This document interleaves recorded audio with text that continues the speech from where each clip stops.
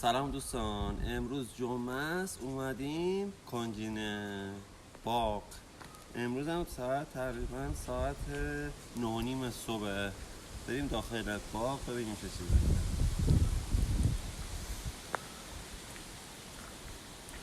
درخت گیلاس حالا نرسیده.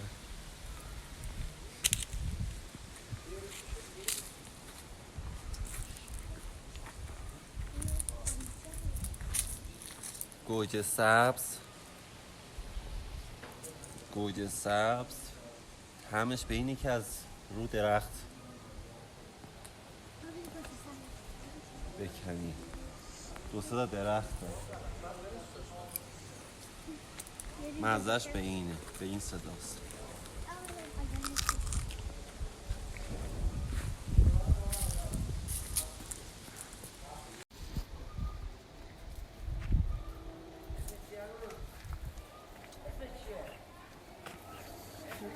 ببین که سبز اینجا نگاه کن چه بزرگه.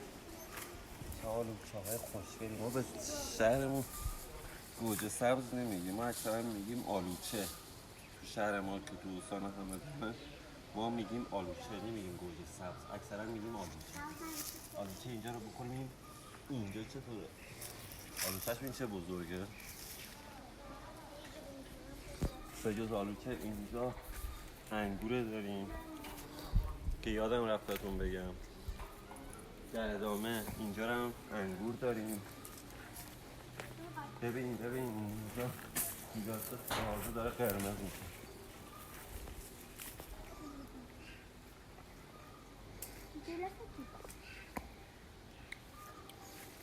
ببینی آلبالو تازه رسیده داره قرمز میشه.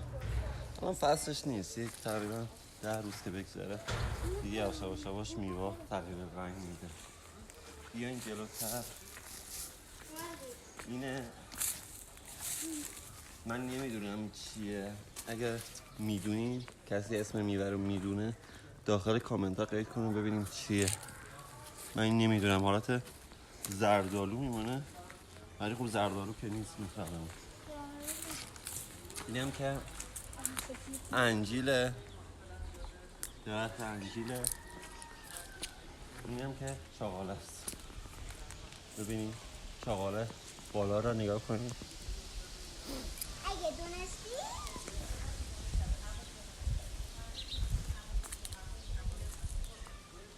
همین. بریم تو ادامه باغ است. اینم که هلوه. بریم نهار رو بزنیم. جوجه که پیش با همین. جوجه رو که میگم چطوری بزنیم، چطور بکنیم، چی کارا بکنیم، چطور بپزیم، او که با همین که برای بعد ظهر براتون برنامه ها دارم. فعلا بریم برای جوجه. دوستان امروز آمدیم کنجینه همدان تو باغایی که سمت کنجینه هست. امروز هم جمعه است. بریم ببینیم امروز چیکار می‌خوایم بکنیم. باغ طبیعت خوبی داره برای بکر که برای تابستان اینجا معرفی است. تابستان و زمستان هر کس به هر فصلی که خوش باشه میتونه بیاد.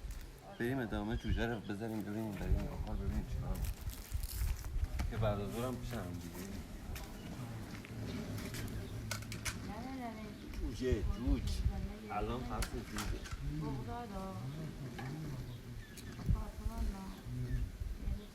دلتون نخواد جوجه تو باغ نشست.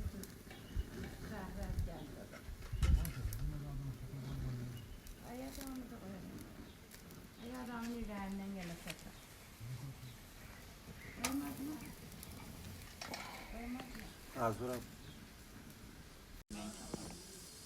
بریم ازورم میبرم داخل باغ. بهتون نشان میدم که صبحی که رفتیم دیدین این فیلم برداری که کردم که دیدین. ولی خب برای بعد از ظهر جای دیگه میریم که فضای سرسبز و اینجا یه جایی بخوای با نهایتا 2 متر یا نهایتا 3 متر که بخوای بکنی و آب میرسی. یعنی چاه میشه برای آب خوردنی و برای که ساخت سازم اینجا هست دیگه. مردم از شهر نشینی دیگه خسته شدن، یه جورایی دیگه دارن پناه میارن به جای سرسبز و برای روزای جمعه روزایی که بیکار هستن، روزایی که تعطیلیه بیان برای خودشان تو باغ یه بگردن. Kaybolda gelmişse kadar ona da 55 yaşında taqriban 52 yıl geldi. لطفا در اینی که دارین تو جارم میبینین سابسکرایب، لایک، کامنت یادتون نره. زنگوله پایینه، زنگوله رو بزن، سابسکرایب هم یادتون نره.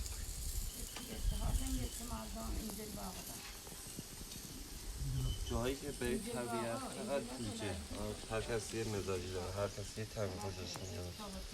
ولی خب اکثرا ما یک باغ که میایم باغ خودمونه دیده میایم اینجا فضا محیطش همه چیش یه جوری که میشه کاراش انجام داد.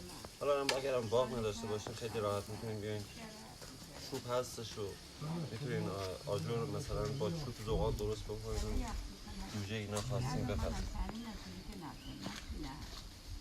بستگی به خودتون.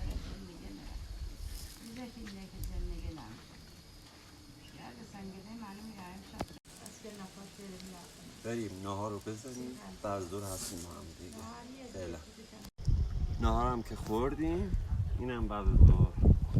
این باقی هم که میگفتم باغ نوپا مال خودمونه.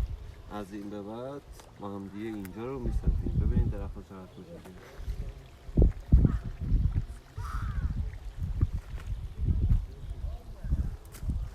پس با هم باشیم تا این باغ نوپا رو مثل کانال من با هم دیگه بزرگش کنیم. یه خانواده بزرگ برای کانال بومگردی با طعم خوش زندگی.